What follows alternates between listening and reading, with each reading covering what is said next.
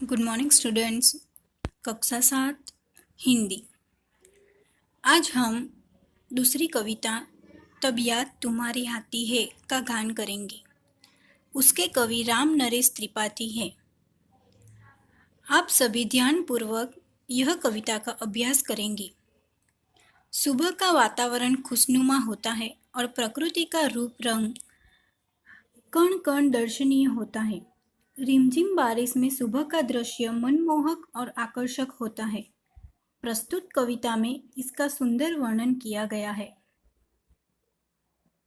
विद्यार्थी मित्रों, हम इस कविता को सुंदर तरीके से उसका गान करेंगे। आप सभी को साथ में गाना होगा। जब बहुत सुबह चिड़िया उठकर कुछ गीत खुशी के गाती है, कलियां दरवाजे खोल खोल जब दुनिया पर मुस्काती है, खुशबू की लहरें जब घर से बाहर आ दौड़ लगाती है, हे जग के सृजनहार प्रभो तब याद तुम्हारी आती है।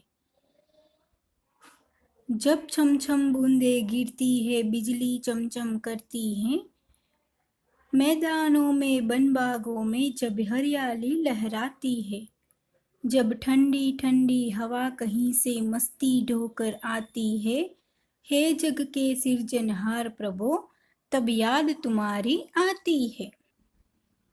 विद्यार्थी मित्रों, इस प्रस्तुत कविता में कवि ने सुबह का वातावरण का वर्णन किया है। प्रकृति का कण कण दर्शनीय होता है। यहाँ पे प्रकृति के वर्णन का भावपूर्वक वर्णन किया गया है। जब सुबह होती है तब चिड़िया की आवाज़ आती है, कलियां दरवाजे खोल खोल कर दुनिया पर मुस्कुराती हैं, खुशबू की लहरें घर से बाहर दौड़ लगाती हैं। तब हमें जग के सृजनहार प्रभु की याद आती है। जब बारिश होती है तब चारों ओर हरियाली छा जाती है, बिजली गिरती है, ठंडी हवा सी लहराती है, तब प्रभु सृजनहार की याद हमें आती है। विद्यार्थी मित्रों, यहाँ पे आपको शब्दार्थ दिए गए हैं। चिड़िया यानी पंछी, पक्षी, लहर यानी तरंग और झोंका, सृजनहार यानी सृष्टि की रचना करने वाला प्रभु, हरियाली यानी हरा भरा, धोना यानी बोझ उठाना। विद्यार्थी मित्रों, ये शब्दार्थ आपको नोटबुक में लिखने होंगे। अभ्यास में प्रश्न 1 प्रश्नों के मौखिक उत्तर दीजिए। ये प्रश्न लिखने हैं। आपको पता ही है सुबह होते ही क्या क्या होता है। सुबह होते ही चिड़िया चहचहाती है, कलियां खिलने लगती है, खुशबू की लहरें फूलों से निकलकर चारों ओर हरियाली छा जाती है और उस खुशबू फैलाती है। मैदानों में हरियाली कब लहराती है?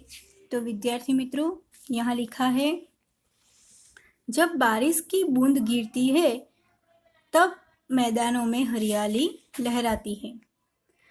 आपको प्रभु की याद कब आती है? जब चिड़िया चहचहाती है, कलियां दरवाजे खोलकर मुस्कुराती है, रिमझिम बारिश गिरती है तब हरियाली छा जाती है और ठंडी ठंडी हवा लहराती है, तब हमें प्रभु की याद आती है। प्रश्न 4, तुम सुबह में उठकर क्या क्या देखते हो? विद्यार्थी मित्रों, यह आपको अवलोकन करके प्रश्न को लिखना होगा। देखिए, प्रश्न 2, चित्र को देखकर वचन परिवर्तन कीजिए। विद्यार्थी मित्रों, आपने प्रश्न एकम 1 में किया था वचन परिवर्तन। एक वचन से बहुवचन में परिवर्तन कीजिए। चिड़िया उड़ रही है, यहाँ पे चिड़िया, उसका उच्चार चिड़िया ही होगा, लेकिन उसके ऊपर या के ऊपर चंद्र बिंदु लगाना होगा, यानी चिड़िया उड़ रही है। कली नहीं खिली है, कलियां नहीं खिली है, यहाँ पे भी चंद्र बिंदु लगाना जरूरी है। बूंद गिरती है, बूंदे गिरती है, दरवाजा खुला है, यहाँ पे एक से अधिक दरवाजे हैं तो हम बोलेंगे दरवाजे खुले हैं।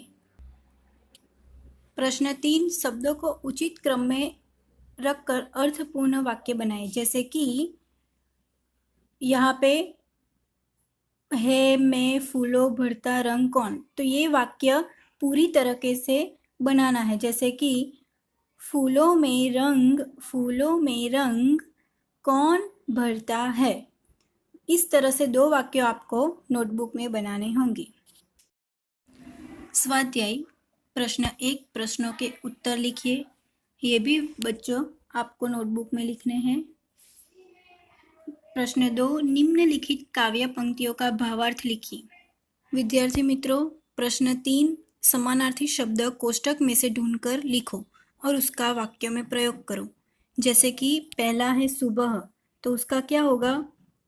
सुबह यानी प्रातः काल, तो हम उसका वाक्य बनाएंगे प्रातः काल देवालय में पूजा होती है। आप कोई और भी वाक्य बना सकते हो। खुशी यानी आनंद, ऐसे ही हमें खुशी का या आनंद का वाक्य प्रयोग हो सकता है। ऐसा एक वाक्य बनाना है। जैसे कि कक्षा में प्रथम आने पर मुझे बहुत आनंद हुआ। वैसे ही खुशबू का होगा सुगंध, बहुत यानी ज़्यादा, मुस्काना यानी हंसना। विद्यार्थी मित्रों, यहाँ पे प्रश्न 4 में यात्रियों को शब्दकोश के क्रम के आधार पर अपने डिब्बे में बैठाए। जैसे कि यहाँ पे पहले आएगा उठकर, स्वर जो भी है उसको हम पहले लिखेंगे उठकर। फिर क से ज्ञ तक का, जैसे कि कलिया, चांद, मुस्कान और मैदान, इस तरीके से हम शब्दकोश में बिठाएंगे।